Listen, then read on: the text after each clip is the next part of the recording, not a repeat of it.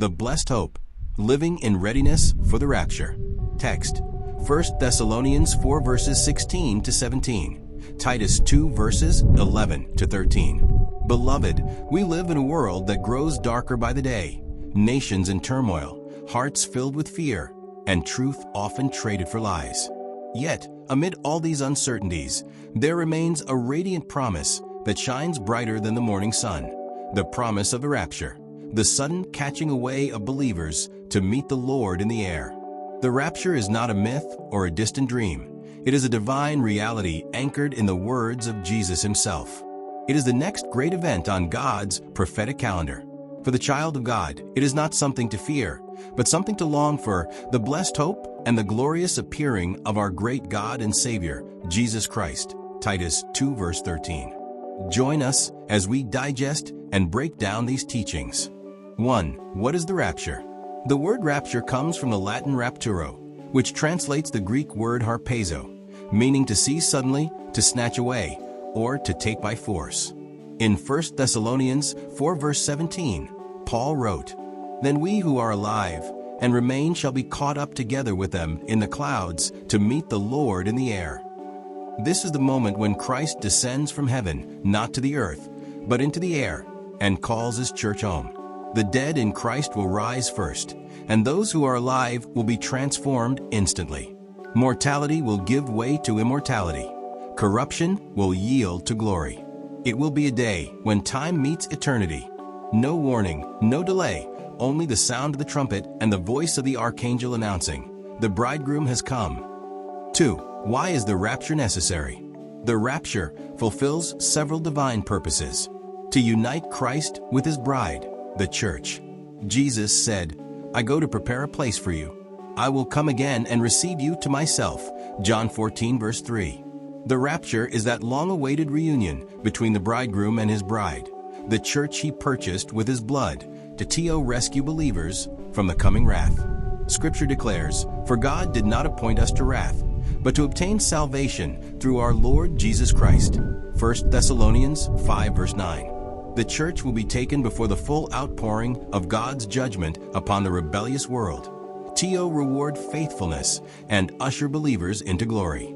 The rapture is the moment of transformation, when believers receive glorified bodies, fit for eternity, and stand before the judgment seat of Christ to receive their rewards, to fulfill prophecy, and reveal the justice of God.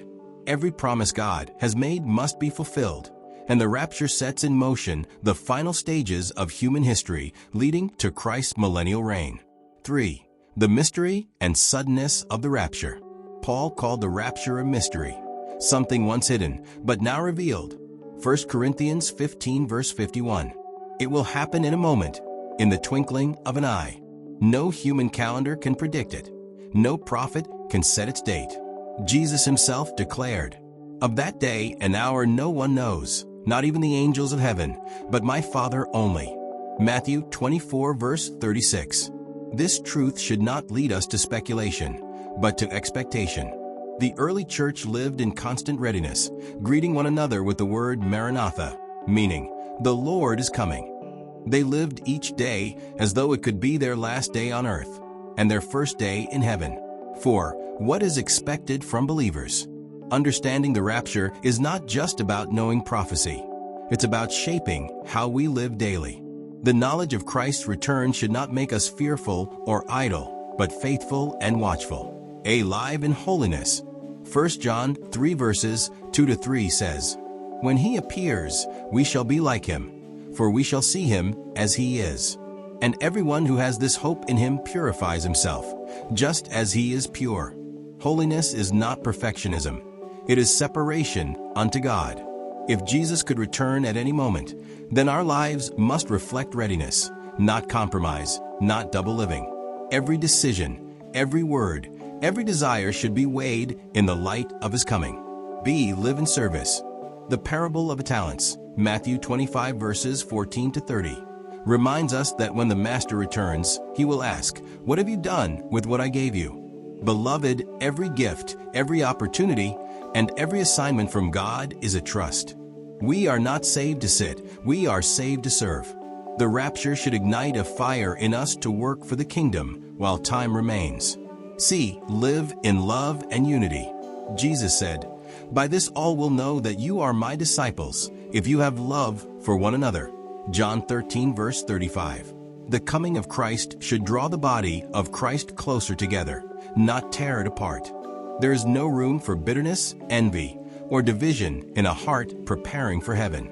The church must be found loving, forgiving, and walking in unity when the trumpet sounds. D. Live in evangelism. Perhaps the greatest evidence that we believe in the rapture is our burden for souls. How can we say we believe Christ could come any moment, yet remain silent while others perish? Jesus said, "The night comes when no man can work." John 9 verse 4. The time to reach out, to pray, to preach, to witness is now. The rapture should stir our compassion for the lost like never before. E. Live in watchfulness and joy. Paul said in Philippians 3 verses 20 to 21, "Our citizenship is in heaven, from which we also eagerly wait for the Savior, the Lord Jesus Christ." The believer's posture is one of expectant joy. We are not looking for the Antichrist. We are looking for Christ. We are not living in fear of the end. We are living in anticipation of a new beginning. 5. The tragedy of unpreparedness. Jesus warned of 2 men in the field, 2 women grinding at the mill, one taken, the other left. Matthew 24 verses 40 to 41. This will be the greatest separation in human history. Many will be busy with life, buying, selling, building, marrying, unaware that eternity is a heartbeat away. Beloved, it is possible to be in church but not in Christ, to be religious but not redeemed. The rapture will not gather churchgoers. It will gather true believers whose hearts are right with God. That is why Jesus said, "Be ready, for the Son of Man is coming at an hour you do not expect."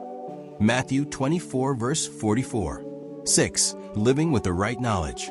Understanding the rapture properly helps us balance hope with responsibility. It keeps us from spiritual laziness, since He's coming soon, nothing matters, and from worldly distraction, He's delayed His coming. So let's live freely. Right knowledge leads to right living. We are to occupy until He comes, building, teaching, working, and shining as lights in the world. But we do all this with one eye on the skies, knowing that any day could be that day when faith turns to sight. Finally, beloved, the rapture is not a tale for the fearful. It is a promise for the faithful. One day, perhaps today, the trumpet will sound, and in the twinkling of an eye, we shall rise to meet the King of glory. Prayer for the day. Heavenly Father, thank You for the blessed hope of Christ's return. Help us live in holiness, love, and readiness for the rapture. Purify our hearts, strengthen our faith, and stir our zeal to serve and win souls. May we be found faithful and joyful when the trumpet sounds. In Jesus' name, amen. Please like, share, subscribe, and remain blessed.